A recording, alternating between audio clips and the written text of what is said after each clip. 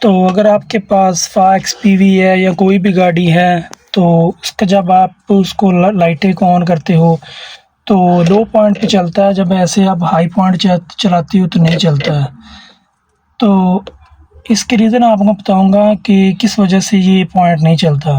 तो सबसे पहले आपने इसका फ्यूज़ बॉक्स चेक करना है। ये फ्यूज़ बॉक्स लगा हुआ है इसका, इधर आपने सारे फ्यूज़ चेक कर लेने हैं। तो अगर फ्यूज़ ख़राब हुआ इसलिए भी ये नहीं चलेगा। अगर आपके फ्यूज़ सारे ठीक हैं तो ये इसकी रिले लगी हुई है, तो आपने इधर से रिले चेक कर लेना है। तो ये पहली, दूसरी, तीसरी, ये भी हेडलाइट की रिले है और ये भी हेडलाइट की रिले है।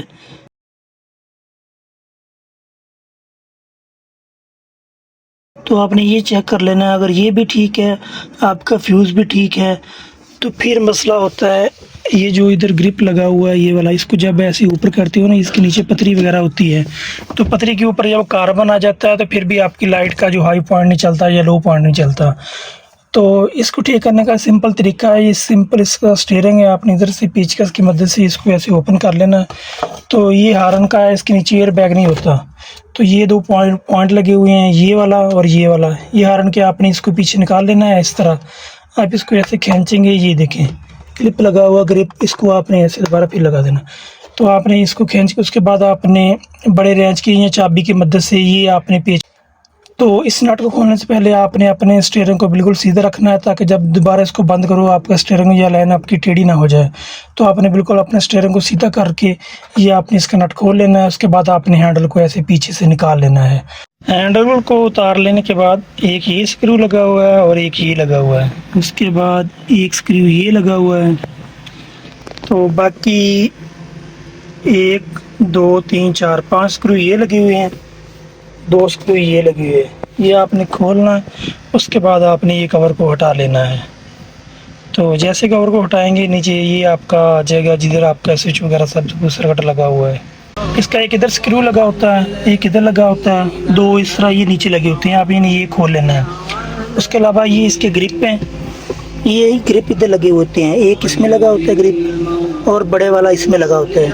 ये वाला जो ग्रिप है इसके इससे वाइपर वगैरह चलते हैं। तो ये वाला ये मीटर की सारा लाइटों का ग्रिप है।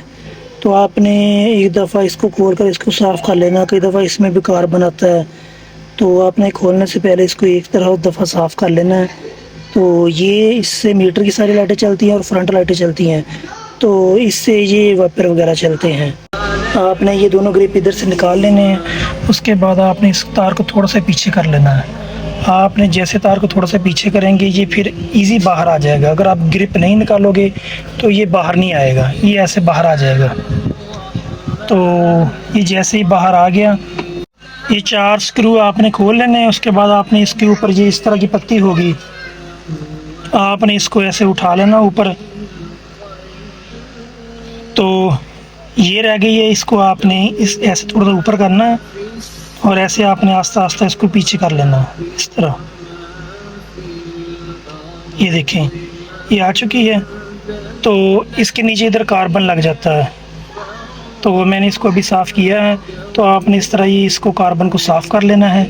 उसके अलावा ये भी है, तो इसको भी आपने साफ़ कर लेना है। इसको आपने ऐसे निकालना है, ये आपने ऐसे निकाल लिया। इसको आपने रेगमाल 0 के साथ साफ़ कर लेना है। फिर आपने इसको ऐसे लगा देना है, ऐसे लगा देना है। ये 1 2 3 4 4 3 ये 7 पॉइंट है, आपने इसको भी रेगमाल के साथ हल्का हल्का साफ़ कर लेना है। तो इसको आपने अच्छी तरह साफ़ कर लेना है। ये देखें इधर बहुत ज़्यादा कार्बन लगा हुआ था, मैंने इसको 0 के रेगमाल के साथ साफ़ कर लिया। साफ़ करने के बाद आपने इसको फिर ऐसे थोड़ा सा टेढ़ा करना है। तो आपने इसको दोबारा फिर से ऐसे ही इसको एडजस्ट कर देना है बिल्कुल आराम के साथ। उसके बाद आपने थोड़ा सा इसको इधर से उठा कर देख लेना है, जो इसके नीचे जो पत्ती लगी हुई थी वो कहीं बाहर तो नहीं आ गई। तो उसके बाद आपने ये वाला जो है इसको दोबारा इसके ऊपर टाइट कर देना है।